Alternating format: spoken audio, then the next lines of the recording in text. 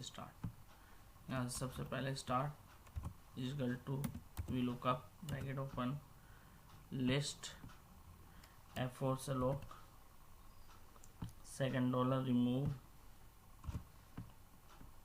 फिर कॉमा, फिर लेनी है टेबल सेलेक्ट F4 से लॉक, फिर कॉमा मैच, फिर उसके बाद नेम हेडिंग F4 से लॉक, फिर फर्स्ट डॉलर रिमूव, फिर कॉमा, फिर एम्प्लॉय आईडी एम्प्लॉय नेम, फिर F4 से लॉक, कॉमा 0 ब्रैकेट बंद, कॉमा 0 ब्रैकेट बंद, कंट्रोल एंटर के साथ आंसर आ जाएगा।